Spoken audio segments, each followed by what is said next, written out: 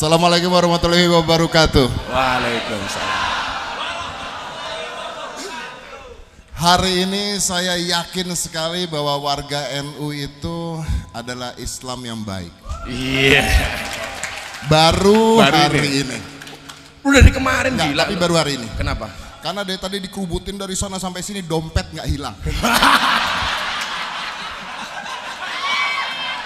Keren. Loh, Masuk Pak Eko. itu bukti. Itu bukti ya? Mungkin Gus Miftah nggak tahu. Apa tuh? Pada saat kita Jumatan pada saat itu, kita ada Jumatan dengan Gus Ini Miftah. Jumatan perdana waktu Iya, itu. betul. Tahu Agus kan? Ah. Agus tuh orangnya di situ. Dompet dia hilang. Sendalnya hilang. Sendalnya hilang. Karena waktu itu saya ajak Mas Dedi itu Jumatan perdana. Ini cerita. Begitu mau Jumatan, Gus. Ini rebutan masjid-masjid di sekitar Mas Dedi itu bagaimana supaya masjidnya dikunjungi sama Mas Dedi. Begitu saya lihat ternyata RCTI, rombongan celana tinggi Indonesia. Waduh.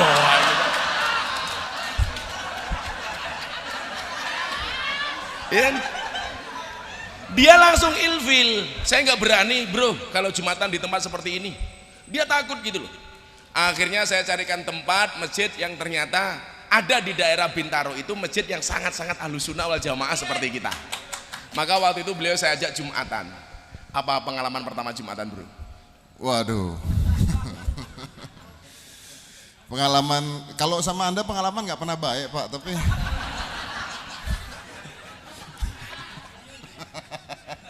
nggak, tapi menarik. Pengalaman Jumatan pertama menarik karena tiba-tiba wartawan di depan rumah saya banyak. Saya nggak tahu kok bisa ada wartawan yang tahu saya mau Jumatan. Karena hari itu hari Jumat.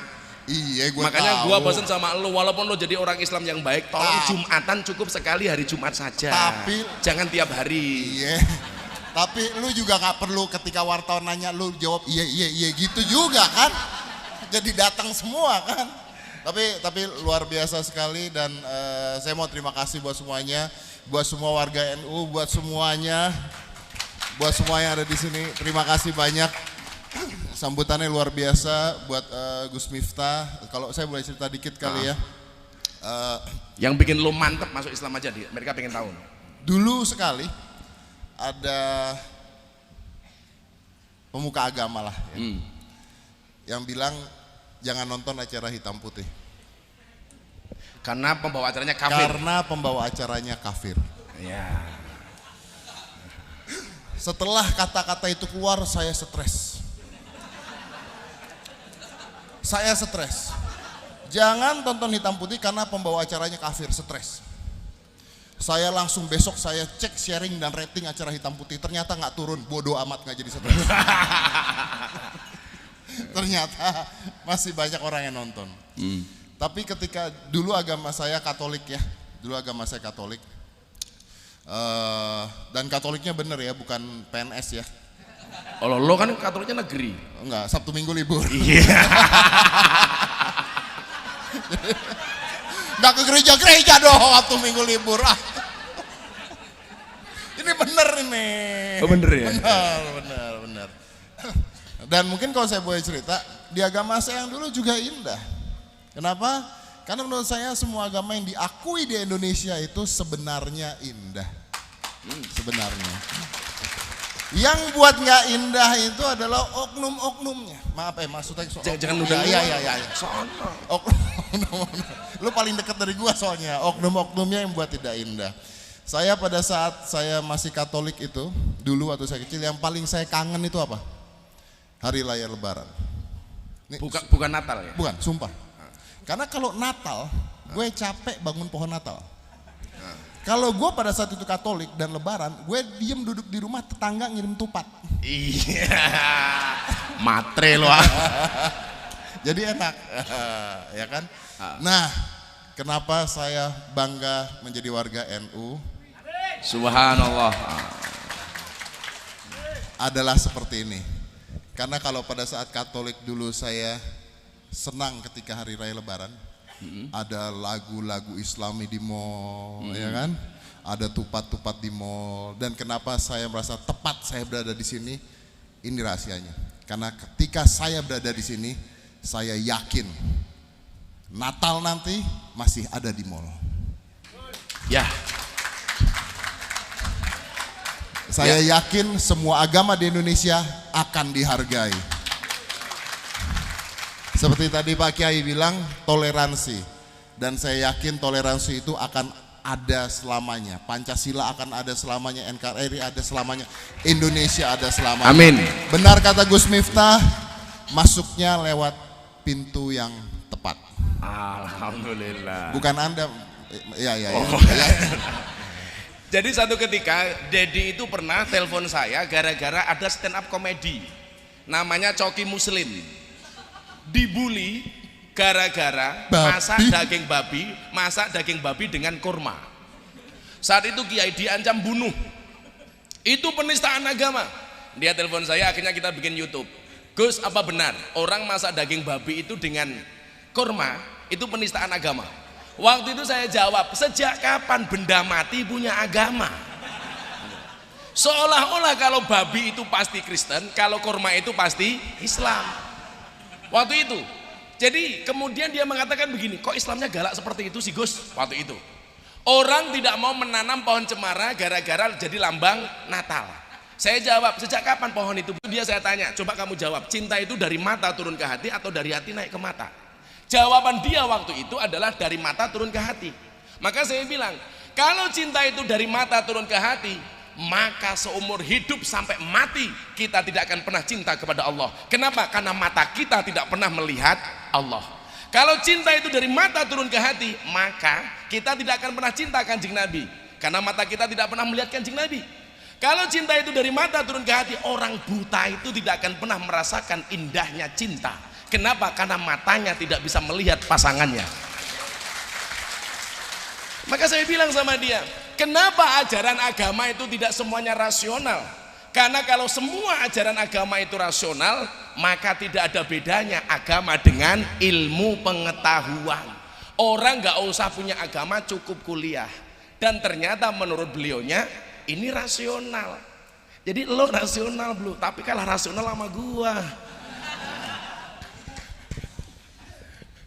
Aduh.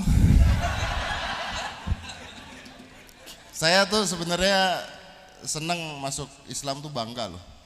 Saya cuman nggak kuat sama netizen. Ini yang jadi persoalan. Begitu datang ke tempat Kiai Ma'ruf, ditelepon sama Pas Pampres. Gus, mau nggak Dedi diajak sholat maghrib berjamaah? Padahal baru jam 1 sahadat, jam setengah 6 ditelepon.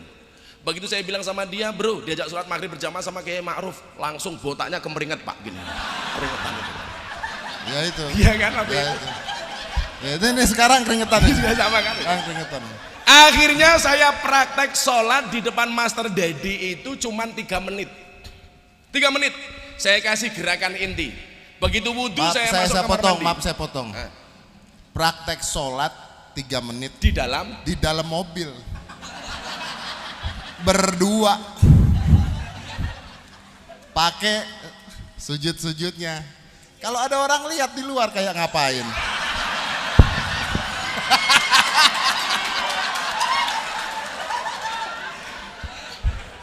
Akhirnya begitu beliau sholat, waktu itu tangan beliau saya masih ingat, tangan kiri ini di atas, kemudian tangan kanan di dalam. Begini, dikritik habis jadi Corbuzier. Gimana sholatnya, gerakannya salah dan lain sebagainya. Kan dia tanya sama saya begini, nanti sholatnya gimana bro? Begini caranya, pokoknya nanti Kiai Ma'ruf amin seperti apa, sebagai makmum kamu ikut.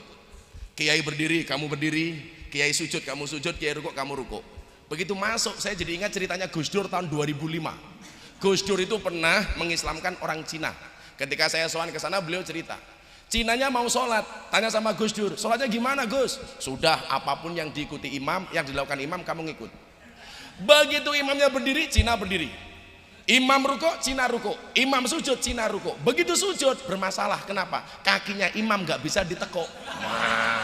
Akhirnya mancal kena kaki Cina, kena kepalanya Cina. Orang Cina mikir bro, oh orang sholat itu pancal-pancalan gitu kan. Akhirnya dia mancal kepalanya di belakang, yang di belakang marah. Begitu rakaat kedua mikir, katanya orang Cina itu tidak sunat, dirogoh sarungnya gitu kan. Lah orang Cina gantian mikir, oh orang sholat itu rogoh-rogohan itu kan. Akhirnya ngerogoh sarungnya imam.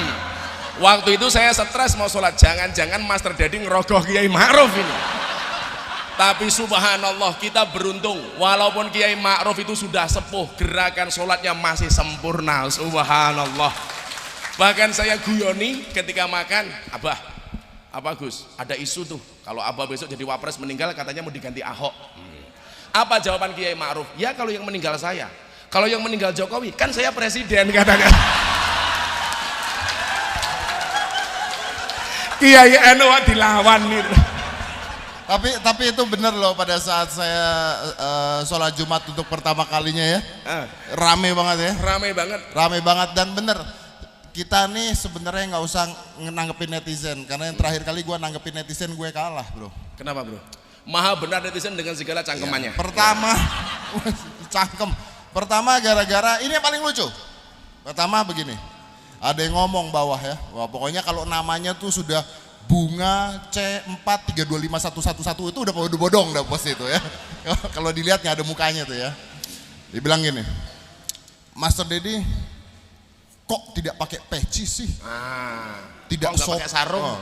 Satu peci yang disebut dulu, tidak sopan. Gitu ya. Terus saya jawab dengan baik hati. Maaf Mbak, setahu saya peci itu kan tradisi, ya kan, budaya, ya kan, peci itu budaya. Lagian saya tuh botak Mbak, keringetnya ngecocor, kurang sopan kan? Mbak ini bilang begini, Anda salah, peci itu gunanya supaya rambut Anda tidak kena sajadah, kan kurang ajar. Gimana coba? Saya ingat betul ya. Iya dia bener sih. Tapi kan cuman kurang ajar. Apanya yang kena sajadah gitu loh. Padahal dia kan Perbakin, Persatuan Badak Kinclong kan gitu loh. Saya ingat betul malam sebelum masuk Islam, Dedi itu tanya saya begini, bro, saya besok pakai baju apa ya? Pakai baju apa? Apakah saya harus ganti busana Muslim dan lain sebagainya? Saya bilang Islamnya orang NU itu bukan Islam formalitas. Maka di sini kemudian saya kenalkan kepada dia Islam Nusantara, yang hari ini video saya di YouTube dibully habis-habisan oleh Al Kacong, aliran Katok Congklang, itu kan. Katanya Islam Nusantara itu bertentangan dengan Islam rahmatan lil alamin. Saya jawab, itu namanya jaga sembung bawa golok, nggak nyambung blok. Sehingga kemudian apa? Begitu dia mau masuk Islam diributkan sama orang itu soal pakaian, soal kopiah. Begitu mau berangkat Jumatan ditanya, kenapa kok nggak pakai sarung? Ingat nggak? Kenapa nggak pakai sarung? Maka saya jelaskan sama dia, ini loh bro, cerdasnya orang-orang NU yang dimotori oleh Pak Kiai Said. Ketika kemudian kita menegaskan Islamnya Nahdlatul Ulama itu adalah Islam Nusantara. Maka begitu Dedi tanya sama saya, konsepmu bagaimana Gus? Saya jawab, konsep dakwah saya adalah membudayakan agama, bukan mengagamakan budaya. Jadi mohon maaf, orang Indonesia sekarang itu semangat Islamnya tinggi, tetapi tidak didukung dengan ilmu yang mumpuni. Maka yang terjadi NKTA, nafsunya kuda, tenaganya ayam. Saya kasih contoh bro. Ketika tadi Pak Kiai menyebut hubul waton minal iman, saya pengajian nasionalisme di Surabaya, turun dari panggung, ada orang tanya, Ustadz, seumur-umur saya nggak pernah dipanggil Ustadz. Begitu saya lihat ternyata FJR, Front Jenggot Rasul, gitu kan? Masuk Pak Iko. Tanyanya apa Kiai? Nyuwun sewu. Ustadz saya mau tanya, hubul waton minal iman itu hadis riwayat siapa? Saya langsung ngelus dadanya istri saya. Ya Allah.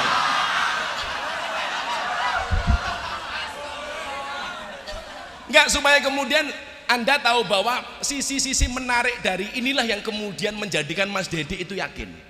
Akhirnya karena yang tanya ini orang gak paham, saya jawab, hubul waton minal iman itu hadis riwayat Muslim. Lah dia protes, kok bisa Muslim? Saya jawab, emangnya ada hadis riwayat non Muslim?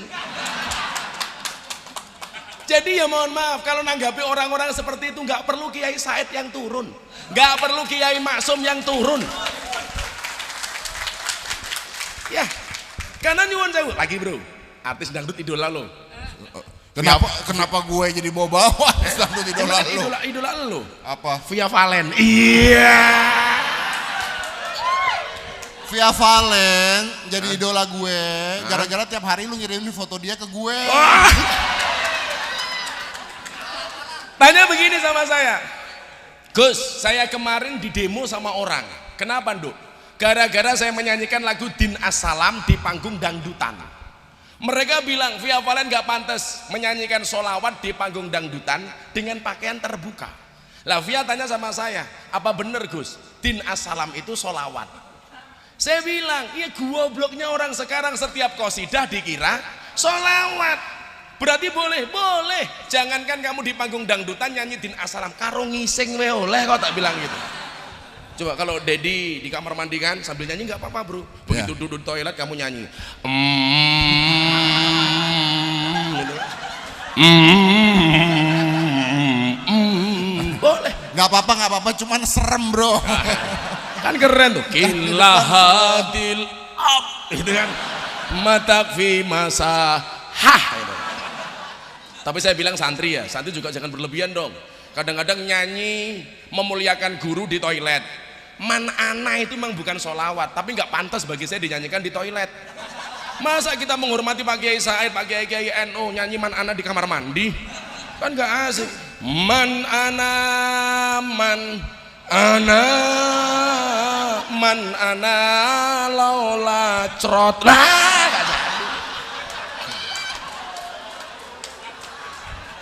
Maka disinilah kemudian saya sampaikan kepada Dedi, you harus bisa membedakan mana budaya, mana agama. Makanya sekarang kalau ditanya nggak pakai sarung, saya udah tahu jawabannya. Karena sarung itu Pak Kiai juga nggak pakai, saya udah punya kartu NU gitu. Iya.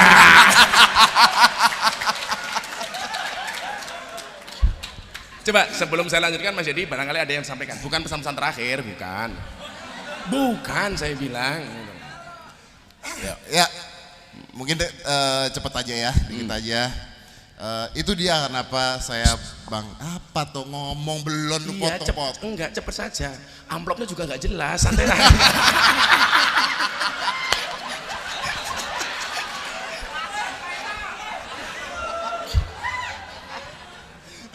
Gue lupa lo mau ngomong apa lo beneran. Gara-gara lu lo.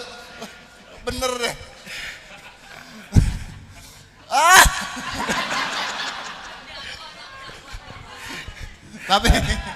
Tapi Gus Fitnah, Gus Miftah, Kok Gus Fitnah gimana sih?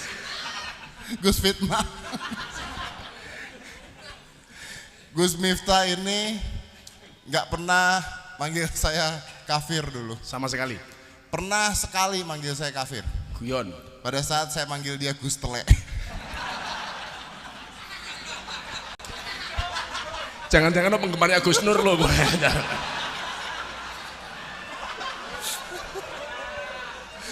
Jadi dia datang ke rumah, buka pintu, Gus Tele.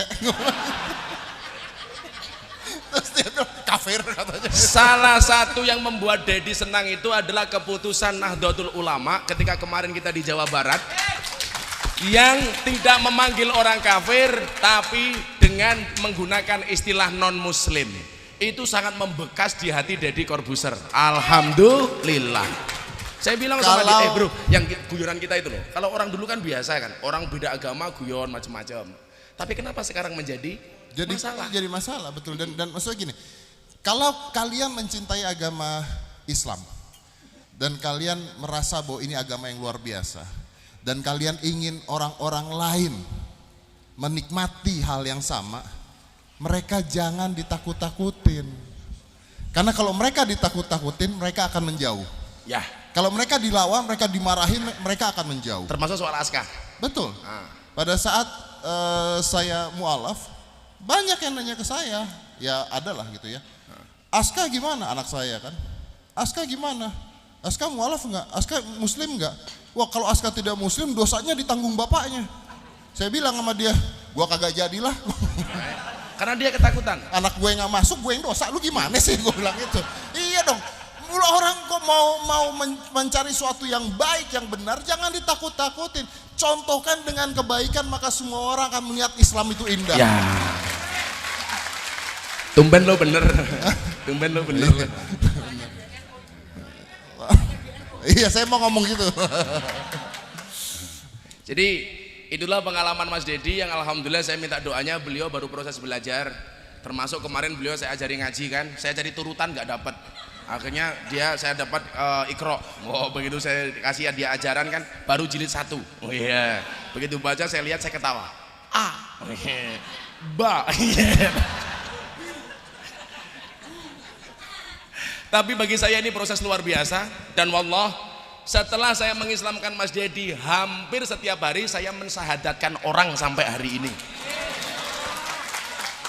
Dan rata-rata jawabannya adalah karena begitu menyenangkannya hubungan Gus Miftah dengan Mas Dedi. Ya karena saya itu. Walah pede loh. Tadi kan Anda sendiri yang ngomong. Salah satunya. Anda setelah saya, Anda mensyahadatkan banyak orang. Iya. Karena melihat Anda dengan saya. Tapi syahadat bukan, saya tapi hidayah bukan urusan lo, urusan Allah. Iya. Yeah. Tepuk tangan untuk Mas Dedi Corbuzier. Terima kasih bro.